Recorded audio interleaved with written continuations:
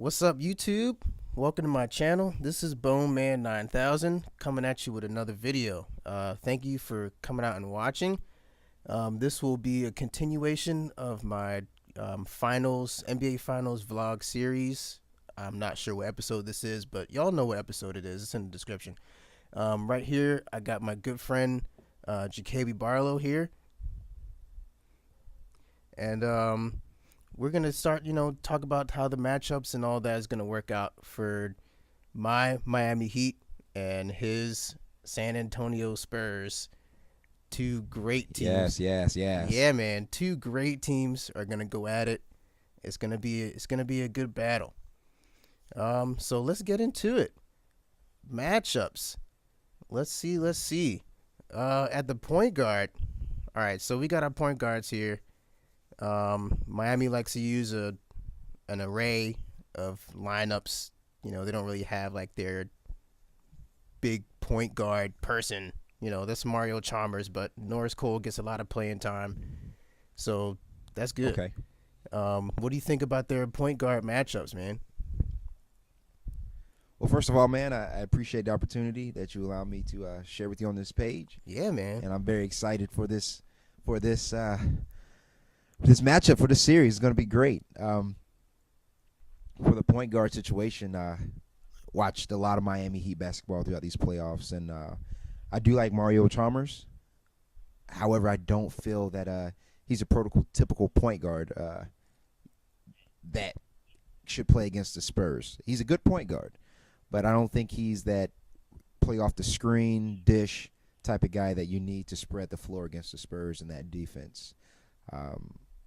I do believe Tony Parker will exploit Mario Chalmers' weaknesses in that area, just as he did against Memphis, mind you. Oh, yeah. With Mike Conley. Oh, yeah. Mike Conley got exposed.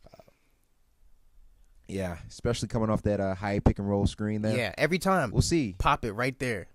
Yep. We'll see. Yeah, Tony Parker's one of those guys. You think, you may sleep on him for a second. Oh, he's just going to do the point guard thing, floor general.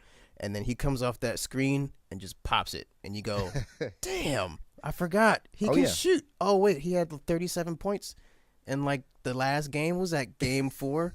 He had 37 points. That was bonkers. I was rolling. They didn't know what to do, man. They looked lost.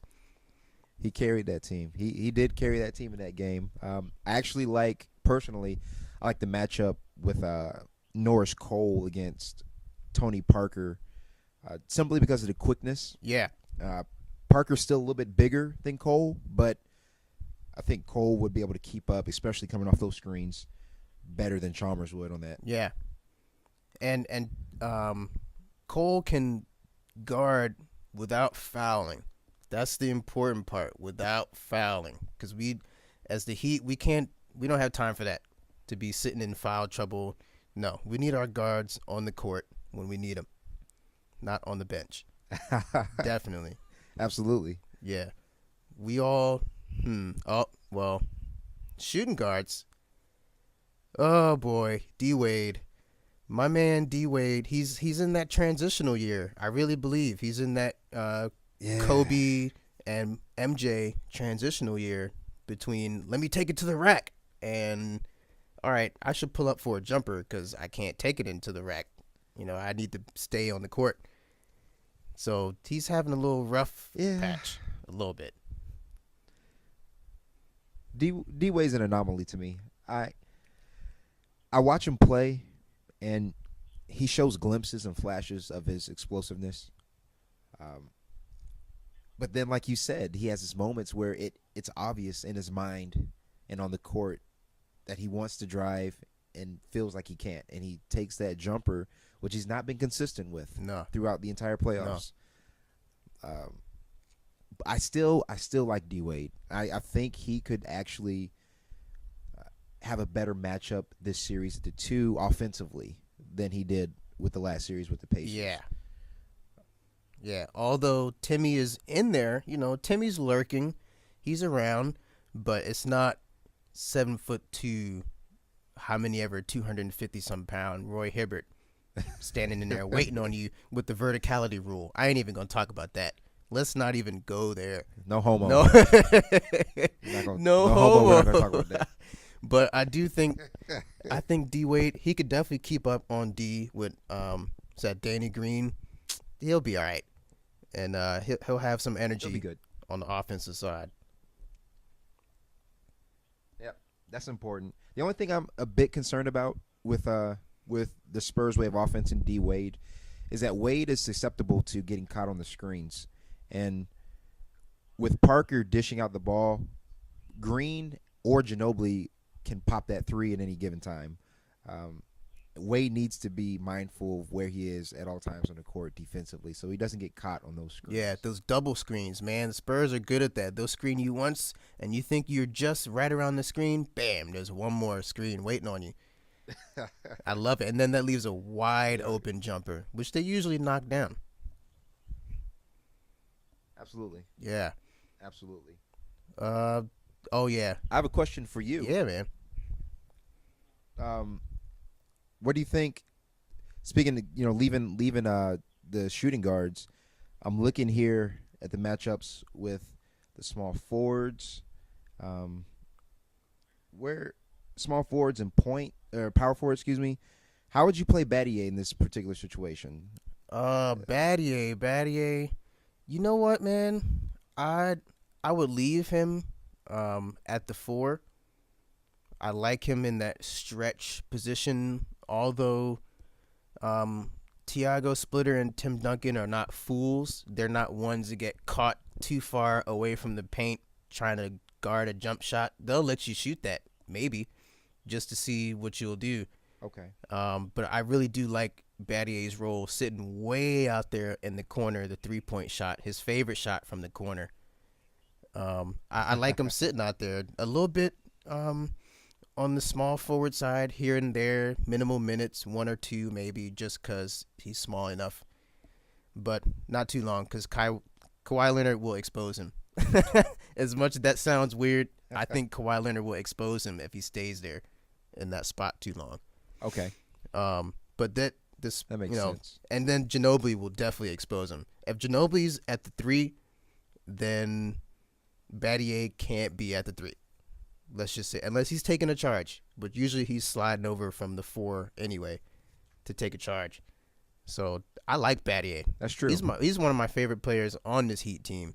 Battier and Norris Cole are like my dudes. I'm not a LBJ, front runner, blah blah blah. Nah, he's a good player. That's not my favorite. Oh, come on now.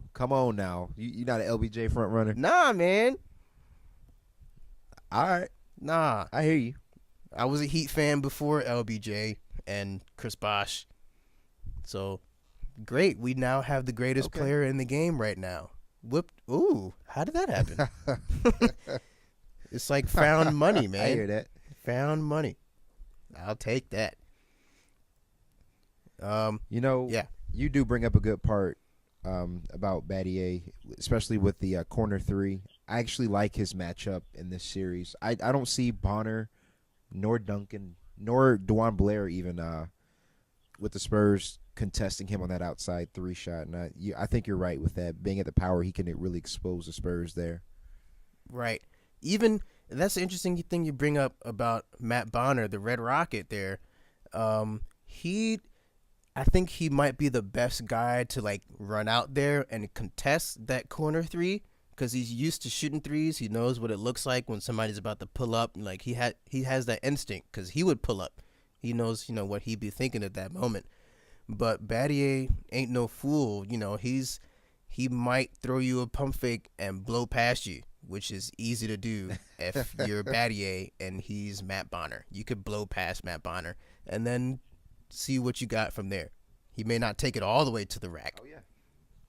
But, yeah, so I like him on the court. If he can hit his shots, get him going, get him a couple layups. Don't have him shooting threes cold from the top. Maybe that might get him popping at first if it works. But if it doesn't, they should try to get him involved a little bit more. I agree. Yeah. Absolutely. You know what?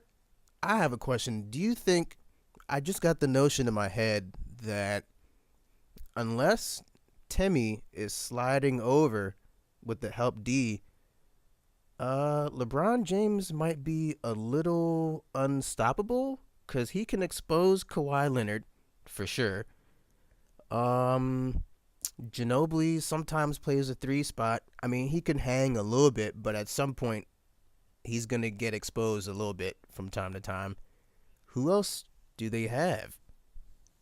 How do they stop LeBron I'm James? glad you asked that, man. I'm really glad you asked that.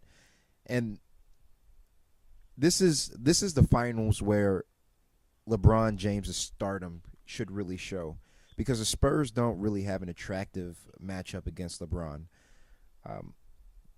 The only thing that I can foresee is that the Spurs would move somebody from their five, like Boris Diaw, to help put a body on LeBron. Simply because the Heat don't have the bigs to really challenge the Spurs in that essence. What the Heat would do then is try to get one of the Spurs bigs in trouble. And for the Spurs to even try to put some kind of size on LeBron, I see that coming from Diaw, maybe even Blair coming from the power forward position. I don't really see Ginobili trying to slide in there to take that charge, or even I don't see anybody else really trying to do that. Maybe Bonner trying to take the fouls, but they need those shooters on the court. Yeah, they need those that's shooters. how they operate. Yeah, they need them. So the only other option that I can personally see would be Boris Diaw coming off and providing a big body against LeBron. LeBron should dominate the series, honestly. Yeah, but not in the form of Coach Spo bad play calling in the form of LBJ clear out. Let's not do that. All right. I'd like to see LeBron get going, couple fast break, alley-oop, get into the rack, off a screen or something like that, but not that come up the court dribbling real slow. The clock is already at 18 seconds, and he's clear out, dribble. I don't like that. I hate when LeBron does that. It doesn't look good to have all that great talent on the court, and you talk about clear out. Everybody's on the weak side of the court waiting for a pass. I don't like when LeBron does that, but I just think that's when Coach Spo gets out coached. You see that play. Yeah, and I'm glad you said that. This is going to be a very important series in terms of Spo's coaching legacy. There's a lot his of legacy. His legacy. Oh yeah, his legacy. I mean, he's already won two championships. Excuse me. This is his third straight finals appearance with this, formed Big Three. He's obviously had success in South Beach. Now, the argument comes, did it all come from the Big Three? We know that's not true, simply because he did it with D. Wade and Shaq back in the day already, and Alonzo Mourning, and that great squad that they had back then. Yeah. Can he take it to the next level against a Hall of Fame coach who some would consider the best coach of our generation, even over Phil Jackson? Can he create those matchups that we already know Popovich is already going to exploit, but can he counter? Right. And I'm really interested in seeing that. I really am. That's going to be exciting for me to watch. Yeah, definitely. I have an interesting thing here. I kind of want to see. You might have mentioned it earlier, but I would like to see Birdman start. Really. And I thought about it for a split second. I'm like, you know what, man? Bosh, we need somebody who's going to get in there, fight for them rebounds. Not that Bosh doesn't fight for the rebounds, but Birdman tends to get them more. Fight in there, and it's kind of like that bruiser signature skill from 2K13. Just kind of sit on Tim Duncan, just press his body against him, keep pressing, no homo, and just get him a little tired. Because Bosh, if Bosh stays in as a starter, Timmy's going to be at full energy the whole time. He's definitely going to be ready to go every play. But I just want to see, I'm a fan of Birdman. I'm definitely a Birdman fan. I want to see him start. and not get a T. All right, guys, thanks for watching, and stay tuned later today for the next episode.